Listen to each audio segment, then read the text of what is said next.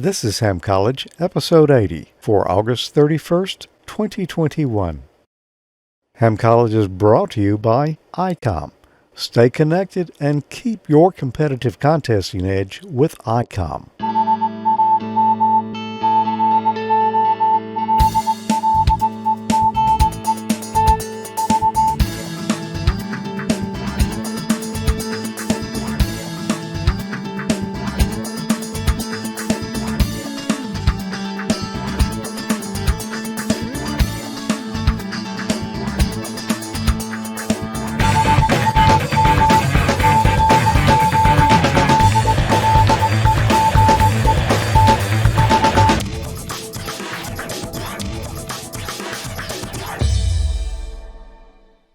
Hi, welcome to another episode of Ham College. I'm Professor Thomas.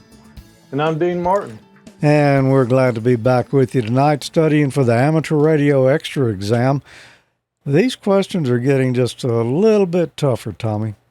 Oh, they sure are.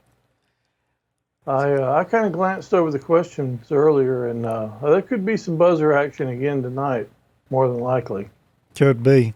And we're sort of in the path of a hurricane right now. It's a ways away yet. I've got the hurricane watch net going on my 7100 down here.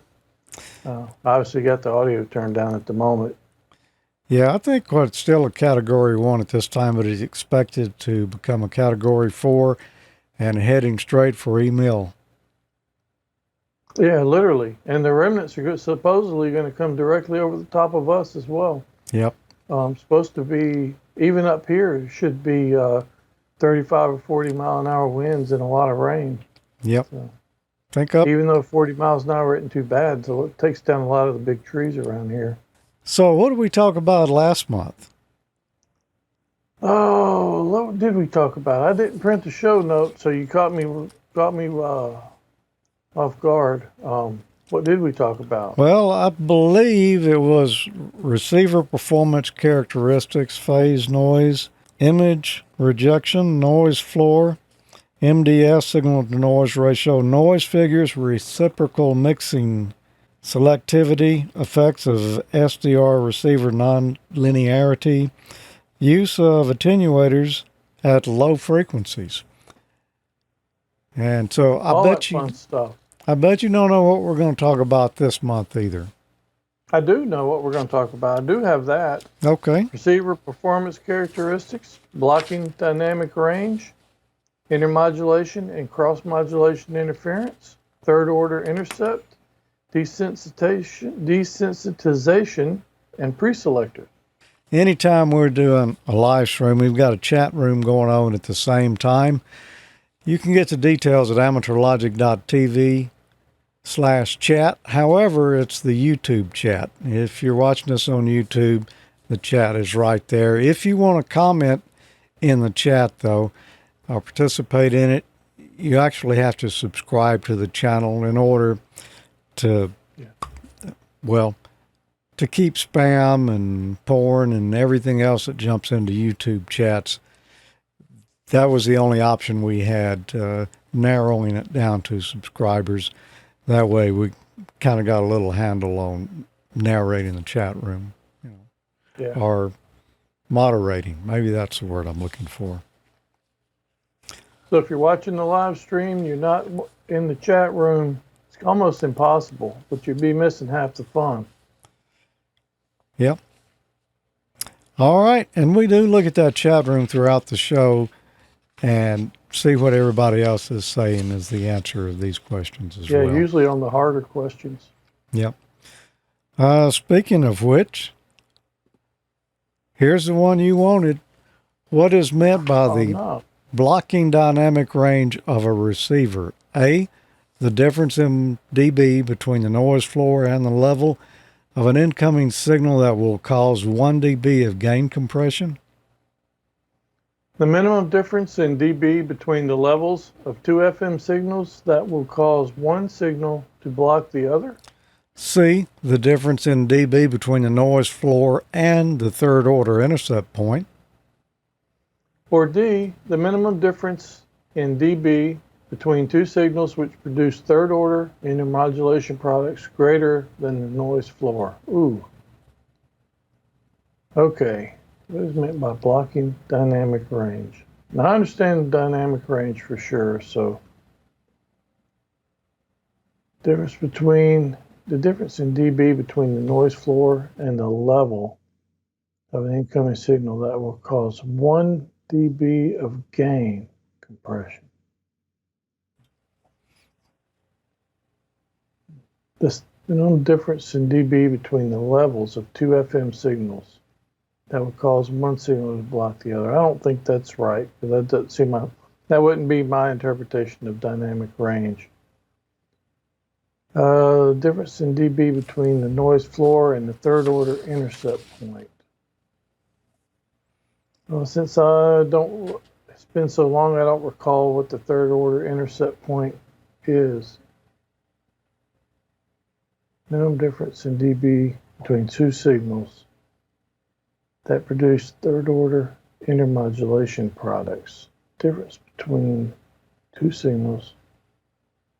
I don't think that would be dynamic range either. It's got to either be, I think it's got to be either A or C. Since I don't recall off the top of my head, and I did not study for these, I don't recall third order intercept point, so I'm going to go with A. I'm going to agree with you, and those in the chat room brave enough to venture an answer said it was A. So let's see. And it is, you just lucked out on that one. Blocking dynamic range. What that's a measurement of is if you're trying to receive one signal right here and there's another really strong signal off to the side, it is possible that that strong signal will, you could say, sort of like desense what's coming in here. In other words, that strong signal could block this signal being received. And it's how high this other signal has to be to block the one that you're trying to receive. And normally they don't measure that like really close. They measure it out a ways, like maybe 100 kilohertz away, how strong a signal there would block out the signal you're trying to receive. And that's blocking dynamic range. In other words, dynamic range would be the strength of the signals and what you've got between the noise floor and the maximum signal level. But when we're talking about blocking dynamic range, is how high would that other signal have to be 100 kilohertz away to block the signal that you're trying to receive. And that figure ranges anywhere roughly between 100 dB and 150 dB on the more expensive rigs. And that's one of those things that some of the real old receivers were not very good there. They were real easy for a strong signal somewhere off in the band to the side to block what you're trying to receive. They've gotten better over the years. But, your top-of-the-line receivers are going to be somewhere around 150 dB. All right, well, let's move on to the next question. You can ask me this one. Okay, I'll give it a try. Which of the following describes problems caused by poor dynamic range in a receiver? Spurious signals caused by cross-modulation and desensitization from strong adjacent signals. Oscillator instability requiring frequent retuning and loss of ability to recover the opposite sideband. C. Cross-modulation of the desired signal and insufficient audio power to operate the speaker. Or D. Oscillator instability and severe audio distortion of all but the strongest received signals. Now, an oscillator instability wouldn't have anything to do with dynamic range. C. Cross-modulation of the desired signal and insufficient audio power to operate the speaker. That's kind of a trick one. Yeah, but that's not it. I mean, it's not insufficient audio power. Let's see. B, oscillator instability requiring frequent retuning and loss of ability to recover the opposite sideband. Now that wouldn't cause or be caused by poor dynamic range. A, spurious signals caused by cross-modulation and desensitization from strong adjacent signals. Yeah, I'm going to say that's it right there. I'm going to go with A. It is. Okay. How can intermodulation interference between two repeaters occur? A, when the repeaters are in close proximity and the signals cause feedback in the final amplifier of one or both transmitters. B, when the repeaters are in close proximity and the signals mix in the final amplifier of one or both transmitters. C, when the signals from the transmitters are reflected out of phase from airplanes passing overhead. Or D, when the signals from the transmitters are reflected in phase from airplanes passing overhead. Okay, and I'm going to go ahead and rule out C and D because airplanes don't have anything to do with it, in my opinion. So it's going to be A or B. So when the repeaters are in close proximity and the signals cause feedback in the final amplifier. Feedback. When the repeaters are in close proximity and the signals mix. That's going to be it. It's going to be B. When the signals mix together in one or both of the transmitters. Get intermod. Okay, that's what everybody's saying. I used to live in the intermod hotspot of Jackson, right in the middle of it. Yeah. There you go. It is B. Oh, it wasn't too bad. So far, so good. Ray wanted to know if C would be an issue with the vector Victor. What's your vector Victor? Yeah. I don't know. Roger. Okay. Let's have another one.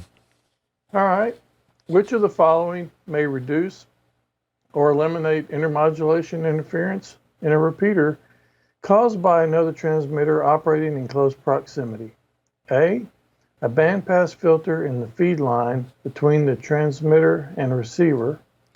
B, a properly terminated circulator in the output of the repeater's transmitter. C, utilizing a Class C final amplifier. Or D, utilizing a Class D final amplifier. Which following may reduce or eliminate intermodulation interference in a repeater caused by another transmitter operating in close proximity. Okay, you can rule out the class of amplifiers. I don't think that's going to have anything to do with it. A bandpass filter in the feed line between the transmitter and receiver. That's a little bit of a trick one right there. Feed line. Yeah, if it was in the feed line between the transmitter and the antenna, you might think that would have some effect, but now, B, a properly terminated circulator at the output of the repeater's transmitter. That's going to be my answer right there. What do you think, Dean? I think you're right. I can't remember the last time I hooked up my transmitter and my receiver directly together like that using the feed line. You know, it's a good point. And having a bandpass filter in there probably wouldn't help the situation any, would it? Not too much. Okay. That is correct. And the chat room, most of them said B. There were some other answers in there as well. So here's a diagram right here, roughly, of a circulator. A circulator is a passive, non-reciprocal 3 or 4 port device that only allows a microwave or radio frequency signal to exit through the port directly after the one it entered. Let's look at it this way. Putting a transmitter in one port, the next port around is the antenna, and you can see the transmitter power is going to go out through the antenna how does this help keep the interference out? The next port after the antenna, we put a load on there. So anything that comes into that antenna is going to go to that load. It's not going to go back over to the transmitter where it can mix. Only the port following the one you inject the signal into will get the signal out of it. I see. So we go in the transmitter, the next port around is the antenna, so power goes out. If something comes in the antenna and we're injecting it back into the circulator, it's headed to the load. Interesting. It is. That's interesting. It's real interesting. And you know, there's one other interesting thing about a circulator there, and I'm not going to say this is the reason to use it, but think about reflected power coming back from your antenna. Forward power is going out of the transmitter into the circulator, goes around and into the antenna. Your reflected power, well, it comes back down the feed line into the circulator, but it goes to the load. So the reflected power doesn't come back to the transmitter. Your transmitter is going to be perfectly happy. It's going to say, okay, we've got a good load there, no reflected power. Now, in reality, that reflected power is wasted in the dummy load, so you're not getting maximum power to the antenna, but it's not coming back in the transmitter. It's not to damage your radio. Yeah. That's interesting. Interesting. I'm going to look it up and read up some more on that. Yeah. That's I recall that in the past, but I never really, guess I didn't understand it or forgot. But it's interesting concept. Yeah. I've had occasion here where there were, some commercial repeaters, or one in particular that was causing intermod all over the 2-meter ham bands and into the public safety bands as well. And it took a call to the FCC from a few people to get something done about it. And they actually came and did some inspecting, and they found a transmitter where signals were mixing in it, and it was putting out spurs and all over the place. And the guy had taken the circulator out. And that was the solution to fix it. So, what transmitter frequencies would cause an intermodulation product signal in a receiver tuned to 146.7 megahertz with a nearby station that's transmitting on 146.52 megahertz? A, 146.34 megahertz to 146.61 megahertz. B, 146.88 megahertz and 146.34 megahertz. C, 146.10 megahertz and 147.3 megahertz. And D, 173.35 megahertz and 139.40 megahertz. What transmitter frequencies would cause an intermodulation product signal receiver tuned to 170? Ooh.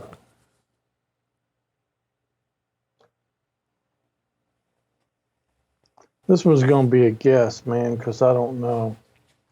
I'm just going to roll with A. Okay. You are like rolling high numbers tonight for just buy guessing. A lottery ticket. Yeah. They were all over the place in the chat room, and with good reason. Yeah, that's okay. I can't. My screen went blank on the chat room, and I can't even see it. So. Oh, wow. Well, they wouldn't help you on this one. I did a little research on this one. I actually went to an authoritative source to see how to figure this out. Book of Gordo? Book of Gordo, yep. Extra class edition. First, let's look at what we know. The frequency that we are receiving is given to us as 146.70. That's the frequency we're concerned about having intermod on. F1, the first transmitter frequency, is given to us as 146.52 megahertz. And F2 is our second transmitter frequency, and that is unknown. We've got several pairs of frequencies in the answers to choose from. There's a couple of formulas that we can use to calculate out what these frequency pairs will be. The formula on the left is the frequency of the intermod equals 2 times F1, our first transmit frequency, minus F2, our second transmitter frequency. The other formula on the right, frequency of the intermod equals 2 times F2, our second transmitter frequency, minus F1. Now we'll transpose those formulas so that they'll be useful in the case we've got here. On the left-hand side, frequency 2, our second transmitter frequency, is going to be equal to 2 times frequency 1 minus the frequency of the intermod. On the right-hand side, the other formula will give us the second transmitter frequency. That's going to be equal to the frequency of the intermod minus F1, our first transmitter frequency, divided by 2. Our first step to calculating this, on the left-hand formula, we'll say 2 times 146.52, since that's frequency 1 that we were given. That gives us 293.04. Then we'll subtract our receive frequency, which is where we're concerned about intermod, and that gives us 146.34. So that's one of the frequencies that could mix with the first transmitter frequency, 146.52, to cause intermod. Moving over to the other formula, we'll take our receive frequency, 146.70, and we'll add the first transmit frequency to it, which is 146.52. That gives us 293.22.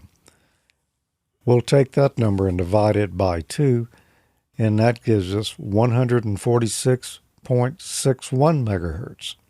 So the two transmitter frequencies that could mix with the first transmitter frequency that we know is 146.34 and 146.61. That's answer A. What is the term for spurious signals generated by the combination of two or more signals in a nonlinear device or circuit? A. Amplifier desensitization. B. Neutralization. C. Adjacent channel interference. Or D. Intermodulation. What is the term for spurious signals generated by the combination of two or more signals in a nonlinear device or circuit? It's not amplifier desensitization. I'm not sure there is such a thing as that. It's not neutralization, although neutralization is putting out some garbage. It's not because of two signals combining. It's not adjacent channel interference. It's D, intermodulation. Pretty easy one there. Everybody in the chat room says it's D too, so I feel good about that answer. This seems like a good place to take a break and change the subject when we come back. Contest remotely or from the comfort of your home. Icom has the perfect base station ready for action. The IC9700, IC7610, and the IC7300 SDR transceivers are top of the line and are the first choice of contesters across the globe. Robust base stations like these cut through pileups, letting you work the bands and record those contacts. Stay connected and keep your competitive edge with Icom. Heard it, worked it, logged it. Create your own band opening with the IC9700. This transceiver brings direct sampling to the UHF-VHF weak signal world. This all-mode radio is loaded with innovative features that are sure to keep you busy. Faster processors, higher input gain, higher display resolution, and a cleaner signal. 4.3-inch color touchscreen, real-time high-speed spectrum scope and waterfall display, smooth satellite operation with 99 satellite channels, dual watch operation, and full duplex operation in satellite mode. The Icom IC7610 is the SDR every ham wants. The high-performance SDR can pick out the faintest of signals even in the presence of stronger adjacent signals. The IC7610 is a direct sampling software-defined radio that will change the world's definition of an SDR transceiver. RF direct sampling system, 110 RMDR, independent dual receivers, and dual digicell. The IC7300 changed the way entry-level HF is designed. This high-performance, innovative HF transceiver with a compact design will far exceed your expectations. RF direct sampling, 15 discrete bandpass filters, large 4.3-inch color touchscreen, real-time spectrum scope, and SD memory card slot. Visit icomamerica.com/amateur today for more information on Icom radios. Tommy, what do you say we give away something? All right. We can do that. Actually, how about a couple things? Okay. I just so happen to have this cool Icom ball cap here. And I've got a really awesome Icom Ham Crew t-shirt. Okay. I'll back it away from the camera a little bit so you can actually see it. You'll look as good when you leave the Ham Fest as you do when you get there. It's got the same thing on the front as on the back. Okay. That sounds like a nice couple of prizes there, plus whatever else Jesse sticks in the box. Yep. How would you win this? Well, it's really easy. All you need is an email address and a name. You don't even have to have a call sign for this one. So send an email to hamcollege@AmateurLogic.TV, and that's really it. We're going to draw your email, and if you win, Icom will get in touch with you and get the information from you at that time to send your shirt and your cap and whatever else they send. Okay. And we took a random number right before the show tonight and chose a winner, and it is from Earl, KD7SJT. And Earl said, "Hi, George and Tommy. Just wanted to say hi and throw my name out there for the swag prizes." Okay. Congratulations, Earl. Yeah, congrats, Earl. Which of the following reduces the likelihood of receiver desensitization? A, decrease the RF bandwidth of the receiver. B, raise the receiver IF frequency. C, increase the receiver front end gain. Or D, switch from fast AGC to slow AGC. Receiver desensitization. That's caused by a strong nearby signal.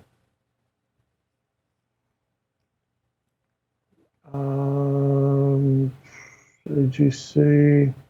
I'm going to go straight on to the one I think it is. I'm pretty sure it's going to be A, decrease the RF bandwidth of the receiver. So more narrow bandwidth means that the interference signal is going to be rejected more. So it's got to be A.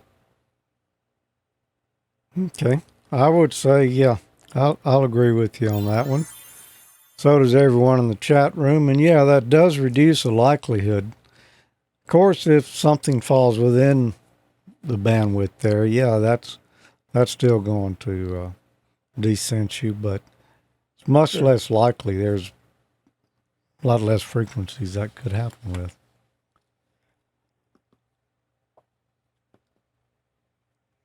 What causes intermodulation in an electronic circuit? A, too little gain. B, lack of neutralization. C, nonlinear circuits or devices. Or D, positive feedback. What causes intermodulation in an electronic circuit? Too little gain, that wouldn't be it. Lack of neutralization. Nah. D, positive feedback. Nope. C, nonlinear circuits or devices. That's going to be your answer right there. Looking at the chat room, they're all saying it's C. And it is. You going to do some explaining on that? Yes, when you've got nonlinear circuits or devices, they can cause intermodulation in an electronic circuit.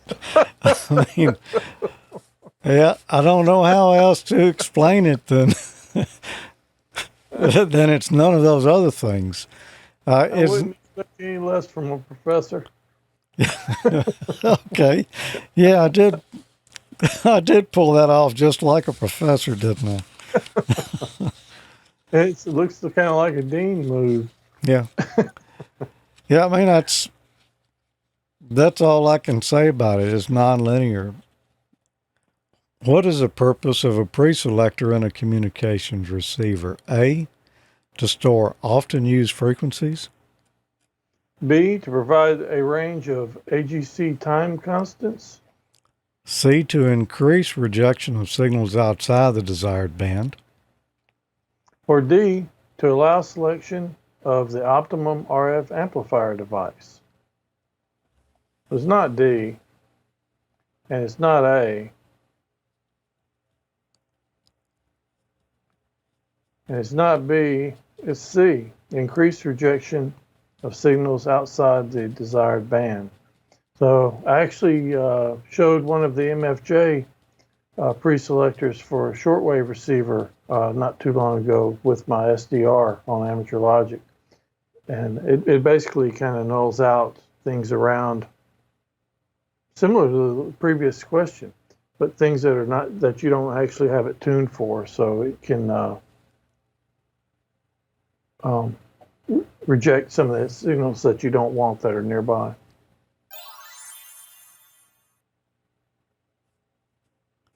What does a third order intercept level of 40 dBm mean with respect to receiver performance? A, signals less than 40 dBm will not generate audible third order intermodulation products. B, the receiver can tolerate signals up to 40 dB above the noise floor without producing third order intermodulation products.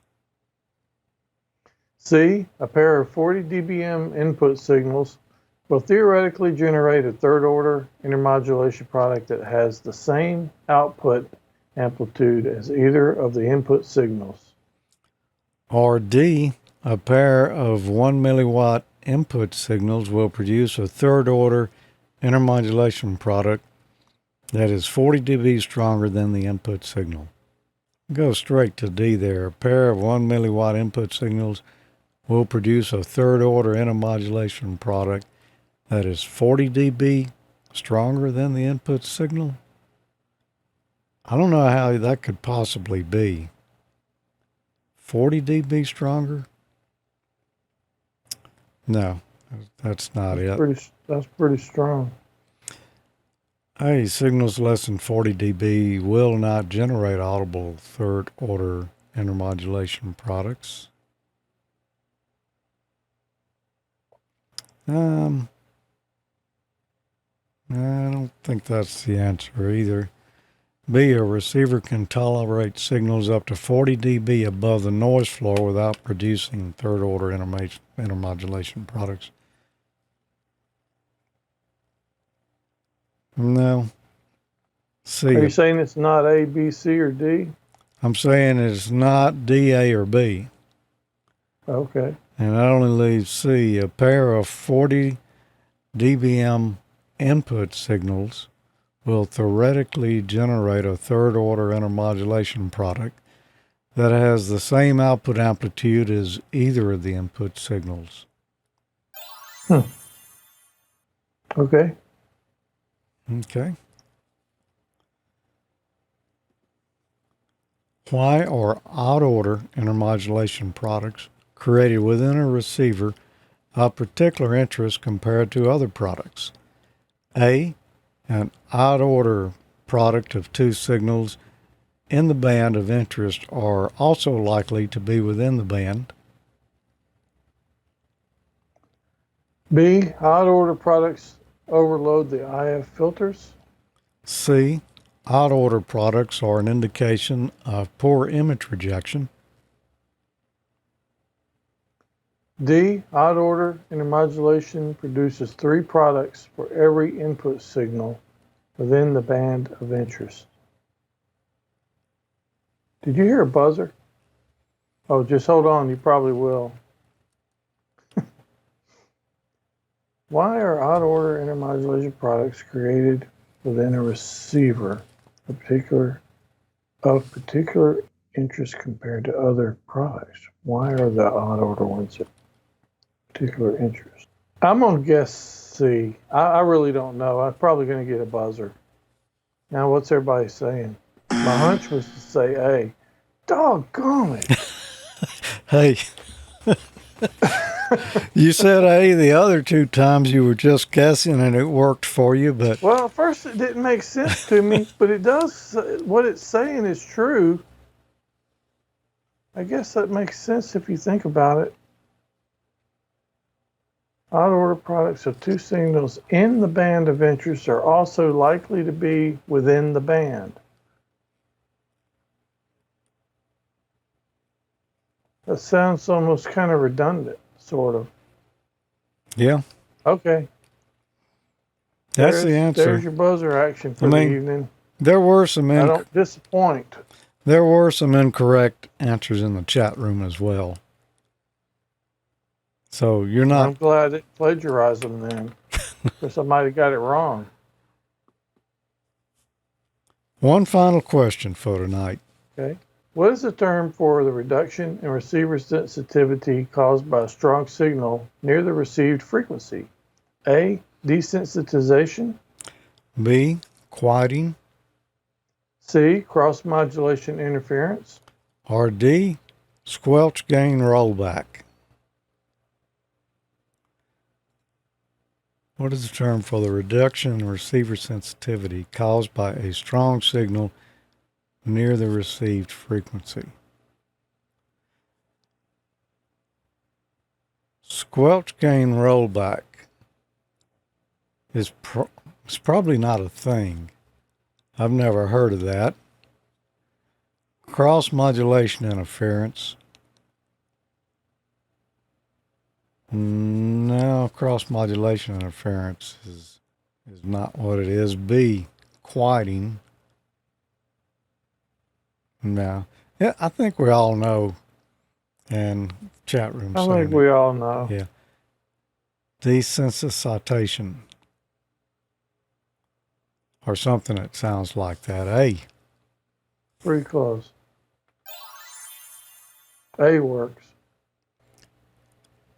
You know, we've got a 16th anniversary coming up here for Amateur Logic, or you could call it a birthday party, either way.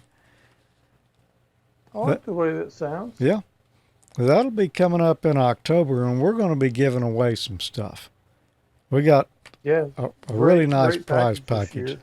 And we're going to talk about that in just a moment, so don't go away.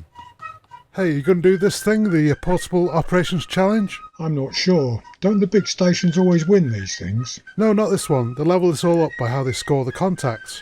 Well, I bet the big boys are sweating a bit now. The little stations have a chance if they're a good operator.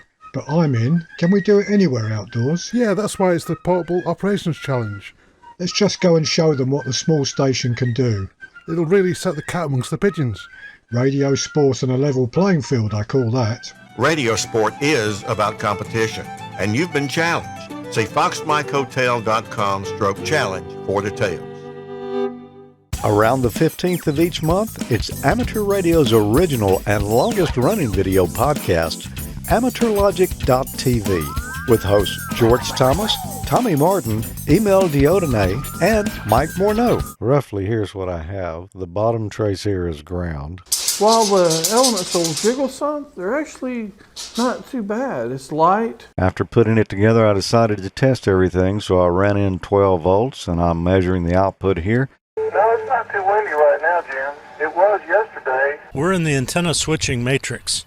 Any one of our 6 broadcast transmitters could be connected to any of the 22 antennas. I personally am so thrilled that George got the special award. Well deserved, my friend. That's really cool. Yeah, what about the Super Bowl, Emil? Did you go to the Super Bowl, or were you at home operating that night? Tuning my amplifier, and I lost power in the shack, and went outside. The house lost power. And the whole neighborhood went out for about 30 minutes. I don't know what happened. Ah, that explains a lot. Now we can take this and put it over inside our box. It's flush to the bottom. If we were to rotate, we can see that thing goes all the way through. So we'll have a hole in the bottom. What ammunition do you use in there? Actually, you can use black powder. You can use WD-40. You can use, anything combustible. You just have to use the right quantity, and we assume no responsibility for mishaps. Here's what it looks like after I've got them all soldered together and heat shrinked up. Okay, let's give it a try and see how it worked out. So there you have it, the hula loop. No, you can't null out the dogs barking. I have 2 thin film solar cells to run this. Looks like a little mini weather satellite, actually. And I'm using guitar string for the antennas. I particularly like that last one there, $29.99. You can get a 50-foot garden hose extension cord combo. Do not get cord wet. Now, most of these J-poles are built with metal elements or tubing. The reason I chose wire for this one is the length of this particular one. So I wanted to hang it from the tree so I can hoist it up there. Yeah. Go fishing. Well, we couldn't find the reel. Yeah. Is that what that is?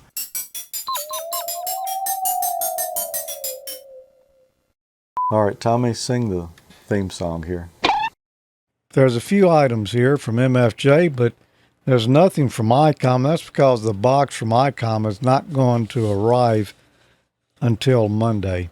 So we'll be giving away stand-ins. Yeah, we'll be giving away Tommy's radio and Oh, no, we're not. Well, but I'll be glad to show it to you. What is the grand prize, Tommy? Oh, the grand prize is an Icom 705, similar to mine here. It's an all-mode radio from HF to 50, 144, and 430 megahertz. You can enjoy a variety of bands in D-Star DV, single sideband CWAM, and FM modes, and it receives continuously from the medium wave broadcast band to 144 megahertz band. You can also enjoy FM broadcast and airband reception, and it's got RF direct sampling system. This is a software-defined radio. It's got a high-speed, high-resolution real-time spectrum scope and waterfall display that are incorporated in the compact design for the first time in this class. Enhanced field operations with built-in GPS, location logging, RxTX locations via DPRS, near-me repeater search, scan functions, QSO recording with metadata, and internal clock synchronization. And there's additional features like a large 4.3-inch color touchscreen that improves visibility and operability in the field, built-in Bluetooth and wireless LAN. You can use your smartphone for linking and remote control, micro SD card slot for data storage, store user profiles, QSO recording, TX voice memory keys, RIDI logging, GPS data, and screen captures. It's got a power output of 10 watts with a 13.8 volt DC external power supply, 5 watts with a BP 272 lithium-ion battery pack. So a really sweet radio there, and this one belongs to Tommy. I'm glad you finally turned it on there. It looks much nicer. It does. With that color touchscreen display. Yeah, that's a fantastic radio. Whoever wins it's going to love it. I absolutely love mine. And, your antenna may not be 100% resonant on all the bands and frequencies you want to operate. What would you do about that? Well, we've got an AH705 also.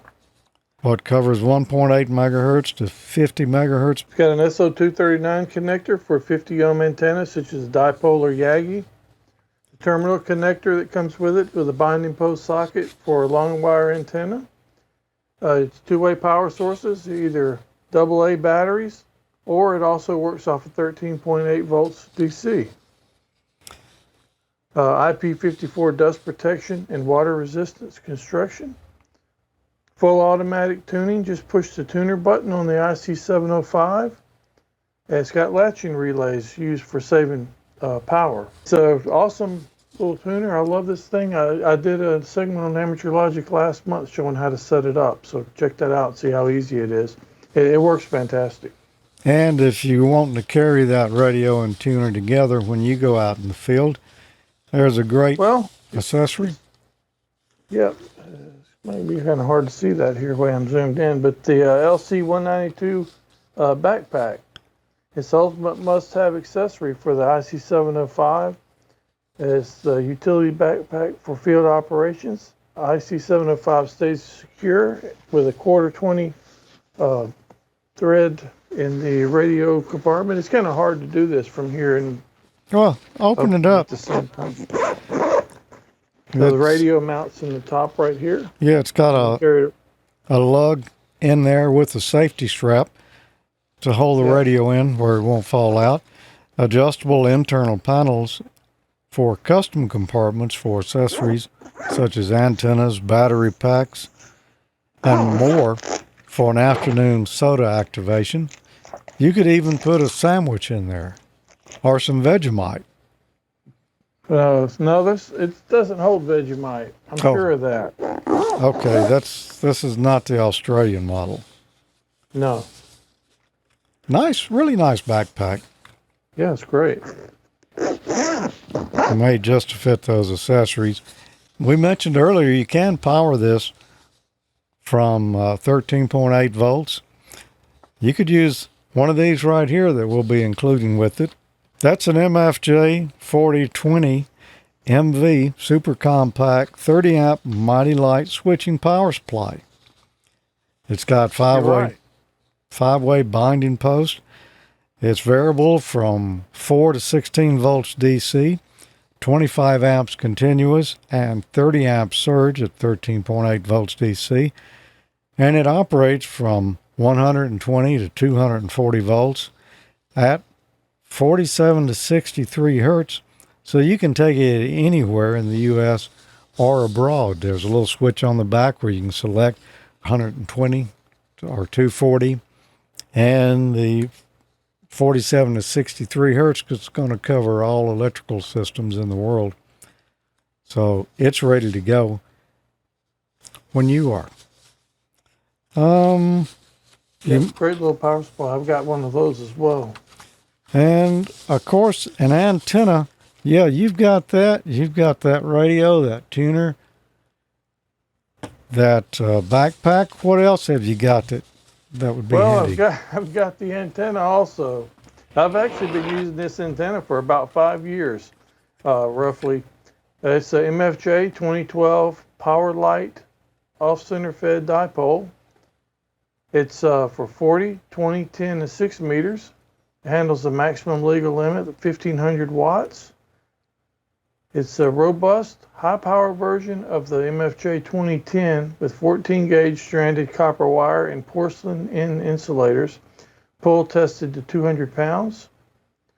Engineered from the ground up, innovative new antennas by K1 BQT break traditional off-center fed design barriers to deliver wide bandwidth, lower SWR, solid gain, and full frequency agility without a tuner. Hey, and to connect that up, we've also got some MFJ RG8X coax. So you'll get maximum power to that antenna from your rig. Yep. That's the one piece of this kit I don't have yet. So all of that together is going to make a great price package for you. Let's just run down the list one more time. It's an Icom IC705 transceiver, an Icom AH705 tuner, an Icom LC192 backpack, an MFJ 2012 Power Light off-center fed antenna, an MFJ 4230 MV 12-volt power supply, and RG8X coax from MFJ. Now, if you'd like to win this, well, you got to be qualified first off. You must be a licensed U.S. or Canadian amateur radio operator with a U.S. or Canadian shipping address. Only one entry per contestant, please. Sending more than one entry will disqualify the applicant, so please only send one. The winner is responsible for any taxes incurred. The winner agrees to use his or her call sign and name in promotional and news items related to this contest.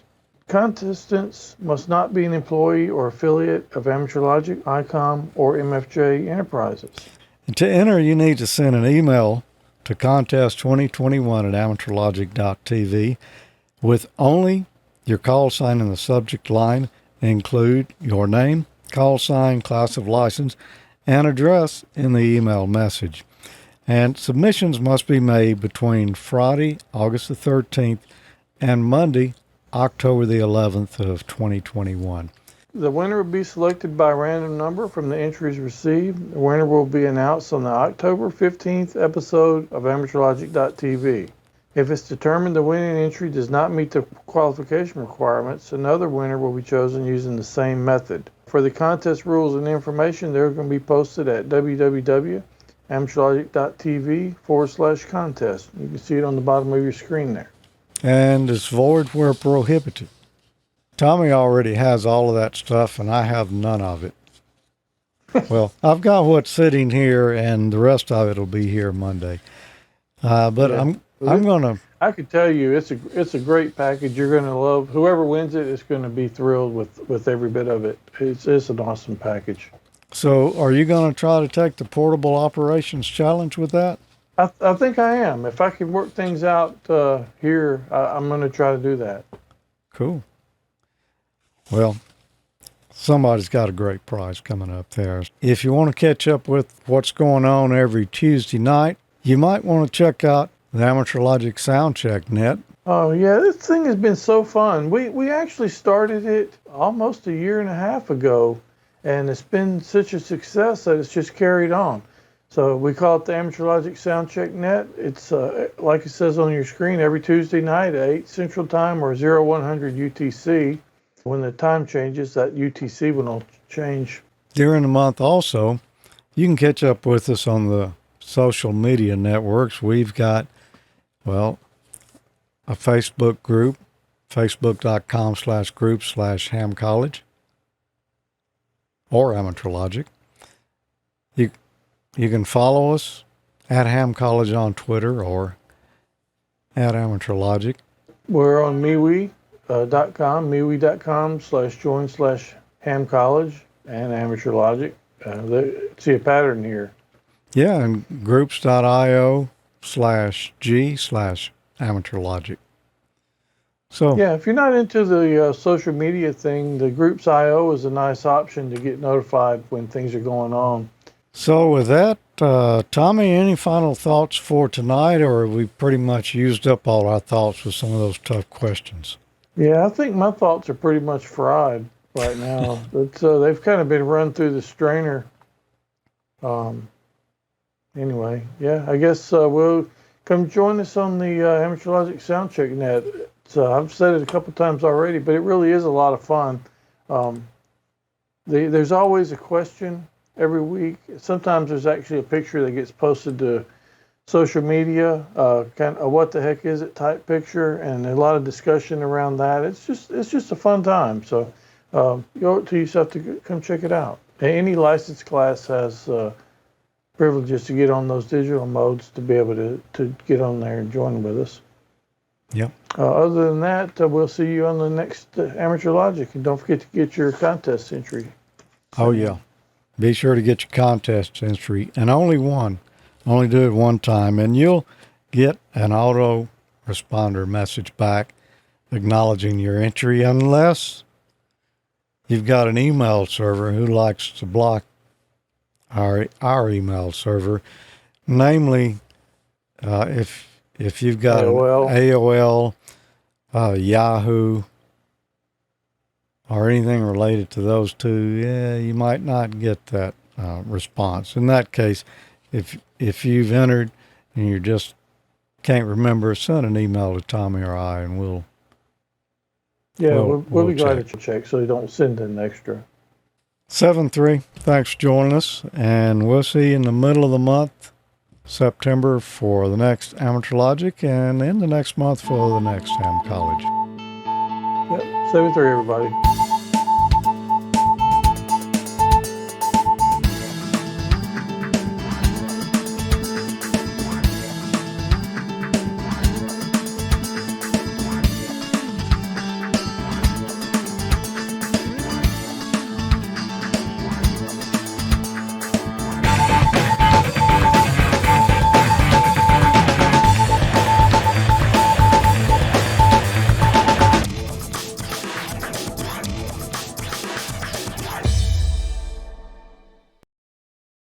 Oh, I'm gonna look it up just so I can see what one looks like. Yeah. Well, it looks like a circle with a spinning arrow in it, sort of like when Windows is waiting on something. Oh. Okay.